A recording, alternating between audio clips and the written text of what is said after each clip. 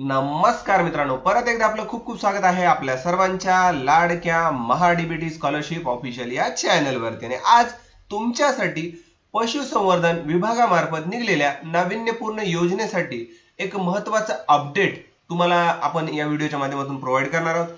याच्यामध्ये ज्या लोकांनी ऍप्लिकेशन फॉर्म भरले होते, त्यानंतर कागदपत्रे अपलोड केली होती, त्यानंतर काही शेतकरी बांधवांना मेसेज आले तर काही बांधवांना मेसेज आले नाहीत। मग आता मेसेज आले त्यांच्यासाठी काय, नाही आले त्यांच्यासाठी काय, आणि या योजनेचा लाभ मिळणार आहे कसा आणि कधी, या संदर्भात सविस्तर माहितीची चर्चा आपण या व्हिडिओच्या माध्यमातून करणार आहोत मित्रांनो। तर चला सर्वप्रथम मित्रांनो, आपण महाडीबीटी स्कॉलरशिप ऑफिशियल या चॅनलवर नवीन असाल, अद्याप चॅनलला सबस्क्राइब केलं नसेल, तात्काळ चॅनलला सबस्क्राइब करा, यामुळे नवीन येणारा व्हिडिओ सर्वात अगोदर तुमच्यापर्यंत पोहोचेल।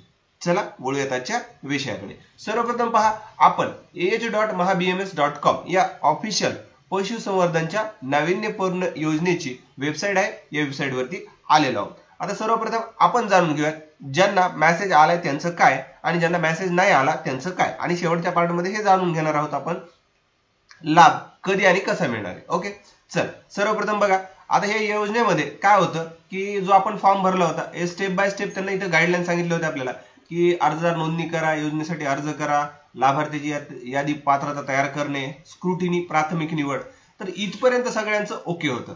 आता इथून पुढे काय झालं बघा, निवड झालेल्या लोकांनी कागदपत्रे अपलोड केली, इथपर्यंत सुद्धा सगळ्यांचं क्लिअर आहे। आता याच्या पुढे काय बघा, याच्यामध्ये काय झालंय, जेव्हा तुम्ही कागदपत्रे अपलोड केली तर काही शेतकरी बांधवांना एक मेसेज आलाय काय की तुम्हाला तुमच्या कागदपत्रामध्ये काही त्रुटी आहे, काही कमतरता आहे, ते तुम्ही अपलोड करा। आता बघा की आपली त्रुटी, आपली कमतरता आपल्याला कळणार आहे कशी, त्यासाठी आपण जो आपला आयडी आणि पासवर्ड आहे तो टाकायचा आहे आणि लॉग इन करायचे। लॉग इन केल्याच्या नंतर आपल्याला केलेल्या अर्जामध्ये लॉग इन करून जी त्रुटी आहे, एखादं कागद जर ब्लर असेल, व्यवस्थित नसेल, किंवा चुकीच्या ठिकाणी अपलोड झाला असेल, किंवा जर तुम्ही एखादं शपथपत्र बनवून घेतलं असेल, त्याच्यावर सही नसेल, अंगठा नसेल किंवा तारीख नसेल, अशा बारीक सारीक गोष्टीमुळे तुम्हाला ते मेसेज आलेला असेल तर मग लॉग इन करायचे आणि ते कागदपत्र पहिलं च्या ठिकाणी दुसरं कागदपत्र तुम्हाला अपलोड करायचे, आणि हा मेसेज म्हणजे तुमचा पूर्ण होतो। तुमची जी कमतरता होती ती कमतरता क्लिअर झाली असं याच्यामधून क्लिअर होईल। पण कधी, जेव्हा आलेला मेसेज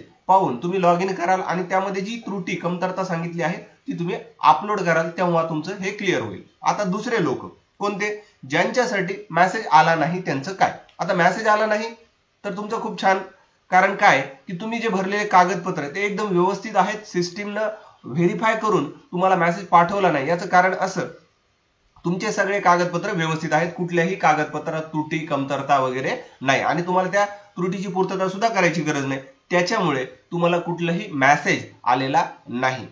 आता म्हणजे ज्यांना मेसेज आलाय त्यांना ते सुधारणं गरजेचं आहे, आणि ज्यांना मेसेज आला नाही त्यांना टेन्शन घ्यायची गरज नाही। आता आपण इथं वेळापत्रकामध्ये आलो आणि याला थोडं झूम इन केलं तर आता बघा, आजची तारीख जी आहे 27 जून 2025, म्हणजे आता इथं तुम्हाला सांगितलंय, याला आपण हायलाइट करू म्हणजे तुमच्या लक्षात येईल की जे पशुधन विकास अधिकारी असतात किंवा जिल्हा पशुधन विकास अधिकारी असतात किंवा जिल्हा पशुसंवर्धन उपायुक्त असतात, यांच्याकडून कागदपत्राचे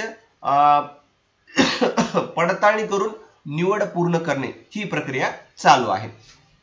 याच्यामध्ये 16 ते 30 जूनचा हा पिरियड आहे, या टाइम पिरियड मध्ये ही प्रक्रिया होणार आहे जसं सांगितलं तसं।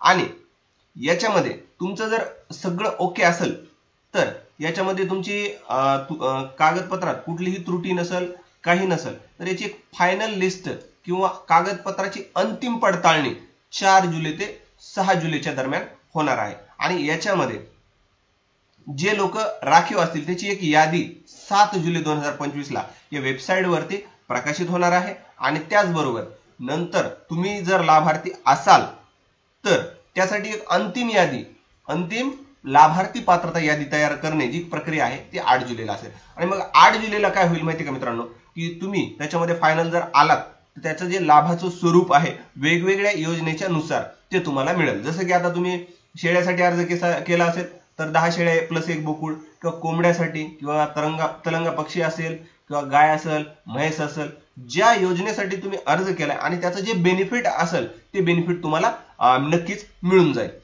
ते बेनिफिट कोणतं आणि कसं याचे व्हिडिओ तुम्ही ऑलरेडी आपल्या चॅनलवर बघितले असतील, ते जर बघितले नसेल तर तुम्ही चॅनलवर जाऊन ते पण व्हिडिओ पाहू शकता।